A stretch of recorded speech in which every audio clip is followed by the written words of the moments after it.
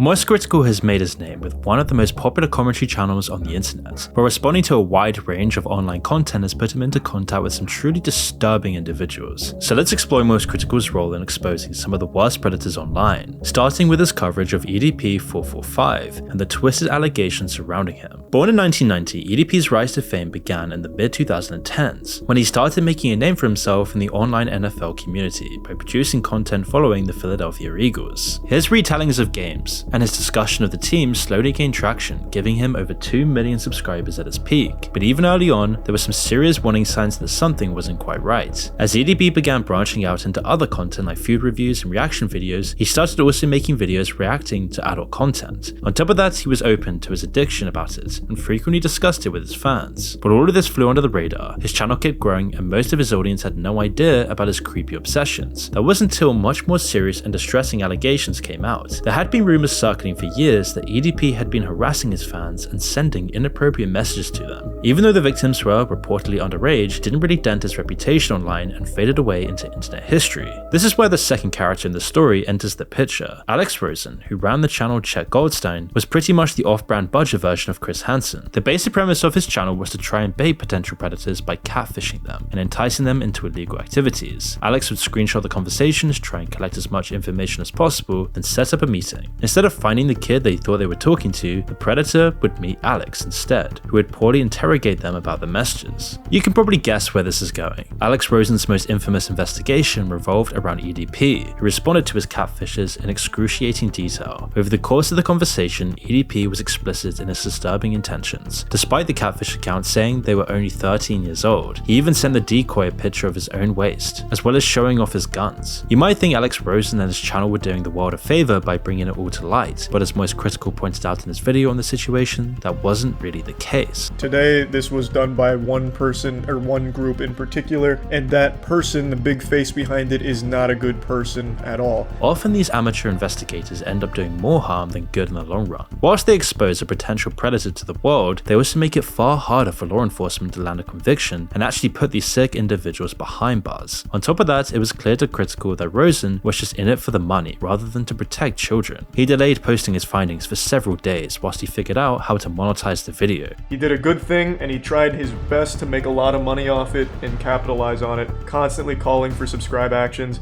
refusing to post the video till it has full ads. All while posting online about massive revelations to hype up his community. Moist's prophetic warnings about Rosen were almost immediately confirmed later on when other details came to light. Before finding success with his vigilante investigations, Rosen had made prank videos as well, including a prank call where he dropped the hard N-bomb multiple times. His other videos also revealed a darker side to his character. Often he'd make strange, borderline comments about young girls. Yeah, predators ask for a lot of pictures, man. They're sick. Go ahead, take off your shirt. Even in the EDP video, he talks about how hot teenagers exist, but he knows he isn't allowed to see them that way. 18, I think there's hot 18-year-olds. I wouldn't do anything with a 17-year-old, right, but there's hot 17-year-olds. Right. But I don't go, yeah, when I see a 17-year-old, I'm just like, I can't do it. Like, it's just not right. Gross stuff when you kind of think about it for more than half a second. And once Critical got involved, he made a 30-minute long expose on the situation, and it attracted over 17 million views. Both EDP and Rosen's channels were deleted, and EDP's attempts to find a place on the internet again rarely lasted more than a day. In a perfect world, EDP would have been arrested and the story would have mercifully ended there. But because of how poorly it was all handled, EDP only lost his career rather than his freedom. Since then, he's been bouncing around the internet and getting caught doing exactly the same things. But even after years of the same story happening over and over again, he still hasn't been arrested. This can only happen so many times before EDP runs into real consequences for his predatory behavior. But the awareness that Critical made for his alleged crimes has at least helped in other ways. EDP lost his job, his income, and his home, and some of his most recent appearances on the internet are videos of him getting beaten up by vengeful vigilantes, which isn't exactly great. But with all the topics that Critical covers, it isn't surprising that he's run into online predators in the way.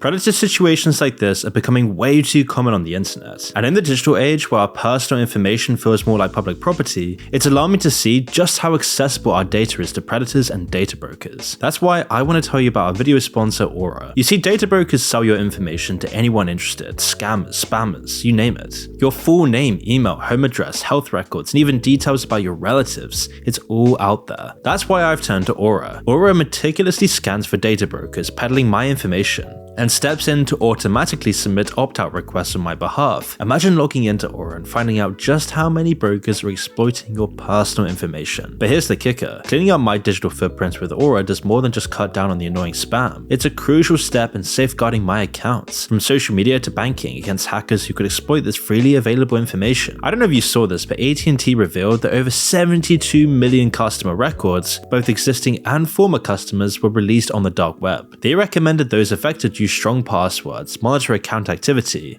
and consider credit freezes or fraud alerts from credit bureaus. Well, Aura does all of this for me, and best of all, I don't have to download several different apps just because the company couldn't keep my data secure. If my info was compromised in the AT&T data breach, I wouldn't worry, because Aura is always on, always doing the hard work of keeping me safe. So make sure to check out aura.com/moon. Link in the description to start your 2-week free trial today.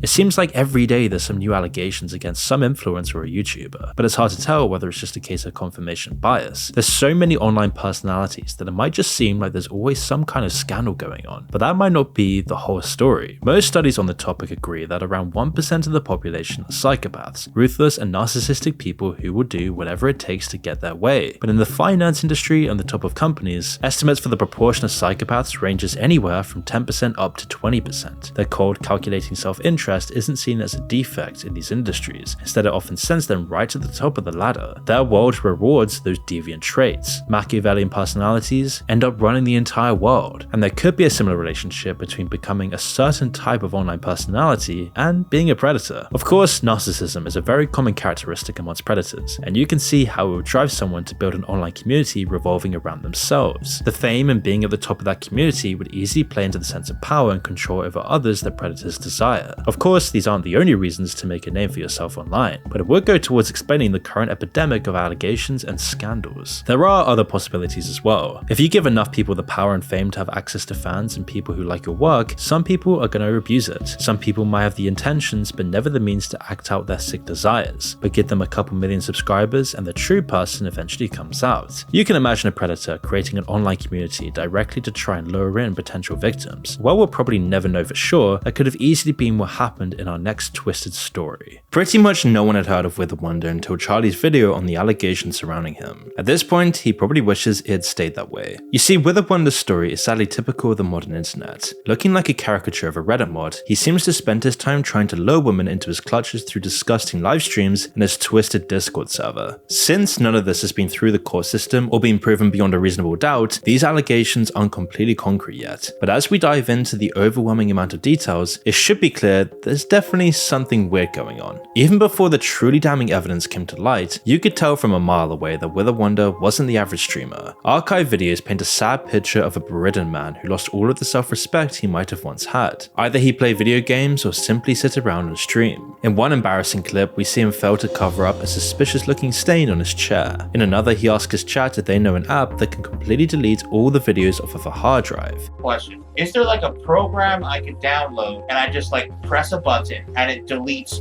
every single video off my hard drive? He never says why exactly, but what happened next might give you a clue. Early in the morning of June 23rd, 2021, a now deleted account posted a thread to our livestream fail, detailing some chilling allegations against Wither Wonder. In the post, they included screenshots of their unsolicited conversations with him through both Twitch and Discord. Wither Wonder asks the user whether they are a girl and asks their age, while the Reddit user easily baits them in with a few short responses. The tone is immediately disturbing, and when the user says they're only 17, it makes Wither Wonder get even more explicit. He offers to fly her out to him and starts sending explicit videos within minutes of the conversation starting. When the user finally says they're going to post it all online, Wither Wonder drops the hard R multiple times. The thread blew up, and Wither Wonder was suddenly in danger of losing what little he had. As other Reddit users dug into his past and found more incriminating tweets and statements, the whole situation only got worse. In one deleted tweet, he fully admits to his twisted views on children. After everything else came out, it got hard to see this as just a poor attempt at humor. From the chats, we know that he'd been cultivating his own twisted community for years, so he panicked and did everything he could to try and save his own skin. It was just a few screenshots and unsubstantiated allegations at the end of the day, but in one clip, he told his viewers that, quote, hopefully Charlie can do a video on me and prove my innocence. And for some reason,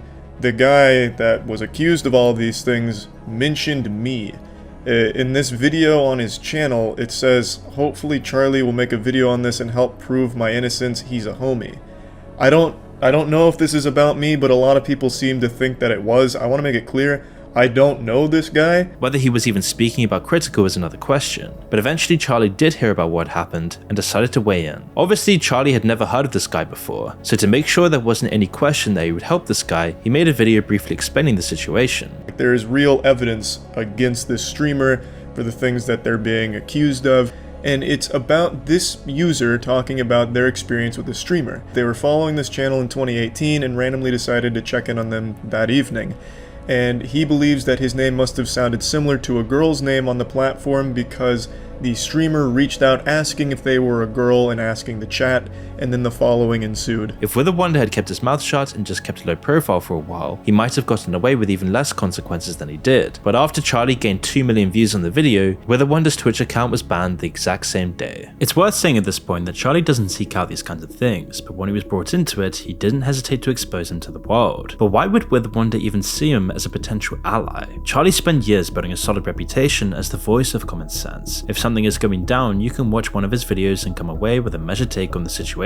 Being known for telling the truth, along with an unhealthy dose of parasocial reasoning, might have made this predator think he could clear his name. Unfortunately, Wither Wonder hasn't seen legal consequences or anything else like that since the allegations came out. In fact, he was still uploading mukbangs to one of his YouTube channels nearly a year after it all happened. Either law enforcement were never made aware that he was a danger, or they just didn't bother to investigate because of how common this all is. Charlie only got involved because Wither Wonder happened to directly make him involved, which speaks to the sheer volume of creeps online attempted to prey on innocent victims that this ever happened. Now, no victims have spoken out against this particular predator, but that probably wasn't because the intention was never there. While Wither Wonder made efforts to create a community that lured in young victims, it doesn't seem like it ever actually worked. However, much more dangerous predators have effective ways to reach their victims. They use a combination of online fame, parasocial relationships, and a friendly persona to lure people in, just like our next predator. The Dream SMP are no strangers to drama. Whether it's assault, abusive behavior, or faking a speedrun, pretty much every member has been involved in some sort of scandal. But all of their alleged crimes and misdeeds pale in comparison to the shortest lived member of the Dream SMP, Jishi. His rise to Minecraft fame took roughly the same path that all the other Minecraft YouTubers take. For years, he slowly built a small audience for his streams, where he would play Minecraft and talk to his community. But even as a small streamer, Jishi was already exploiting his community. All the way back in 2016, a few years after he got into streaming, he was already messaging underage girls. One victim got into contact with him when she was only 13 years old, whereas he was nearly 18. At first, he acted like a friend and a shoulder to cry on, keeping things strictly platonic, but it didn't last for long. Over time, he started turning the conversations in a different direction. There were small things at first, like jokes or suggestions. Of course, it was all still grossly inappropriate, but as time went on, it escalated to unsolicited nudes and outward comments, despite multiple refusals and a bunch of pushback, and eventually his manipulative pressure got him what he wanted. Even one of these stories would have been enough to bury his career forever, but it wasn't just one victim. There were over 40, and that's just the ones who have bravely come out in public to share their experiences. One 13-year-old was lured in when they were going through a tough time in their life, and Jishi stepped in to offer emotional support, but it didn't take long for him to reveal his true intentions once again. Another was 14 when a 20-year-old Jishi approached them. The routine was the same. First he acted like a friend, then came the jokes, and finally the explicit messages. All of this could have easily been swept under the rug. His victims didn't know there were others and felt helpless in the face of his growing fame, popularity, and wholesome online persona. But in the end, his success would ultimately mean his downfall,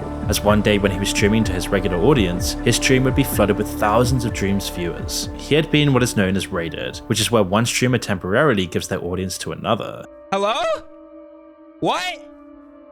There's no way. Wait. Yo, what the what? Welcome everybody, what the? Hello and welcome to the stream everybody, what?